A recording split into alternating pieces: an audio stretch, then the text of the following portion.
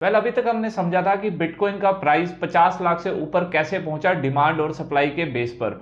और आज की वीडियो में हम समझेंगे कि माइनिंग क्या होती है। अब यहाँ पर ए ने जब बी को फंड ट्रांसफर किया तो इसका हिसाब किसने रखा। पर्टिकुलर इस पे एक सर्वर इन्वॉल्व नहीं होता, बहुत सारे सर्वर इन्वॉल्व होते हैं। एक एग्जांपल के साथ समझाता हूँ कि आप लोगों ने बचपन में टॉरेंट यूज किया होगा। टॉरेंट पर आपको वो मूवी भी मिल जाती थी जो कहीं पे भी नहीं मिलती है। टॉरेंट भी एक डिसेंट्रलाइज सिस्टम ही था बिटकॉइन की तरह, जो कि किसी के कंप्यूटर में पड़ा था और वहां पर सर्वर कनेक्ट होता था इंटरनेट से। सर्वर मींस हम बिना किसी मॉनिटर के कंप्यूटर को सर्वर ही कह सकते हैं, जो इंटरनेट से कनेक्टेड है। अब वहां पर किसी के सर्वर में फाइल पड़ी है और आप यहां पर उसे डाउनलोड कर सकते हो, तो वो किसी एक आदमी के कंट्रोल में नहीं है जो सर्वर पर पड़ी हुई है। इसी तरीके से आप यहां पर समझ रहे हो कि जब ए ने ट्रांजेक्शन करी तो एक सर्वर ऑस्ट्रेलिया में लगा हुआ था, एक अर्जेंटीना में लगा हुआ था और इंडिया में, जापान में और बांग्लादेश में भी लगा हुआ था। तो फिर पैसा तो उस आदमी के पास पहुंच ही गया था या बी के पास पहुंच ही गया था। जो बीच में कंप्यूटर या सर्वर लगे हुए थे वो कुछ प्रोग्रामिंग कर रहे थे। अब वो कुछ प्रोग्रामिंग करते थे तो उन्हें कुछ ना कुछ रिवार्ड मिलता था। उस प्रोसेस को ही माइनिंग बोलते हैं। और जिनके सर्वर हुआ करते थे उन्हें माइनर्स कहा जाता था। आपने सुना होगा कि कई लोगों ने माइनिंग करने के लिए बहुत बड़े बड़े फार्म लगा दिए थे और ग्राफिक कार्ड की भी शॉर्टेज आ गई थी। लोग बहुत ज्यादा माइनिंग कर रहे थे और बिटकॉइन की माइनिंग के लिए बहुत ज्यादा एनर्जी लगती है। ऐसे भी कुछ एनवायरमेंटल इशू आए थे।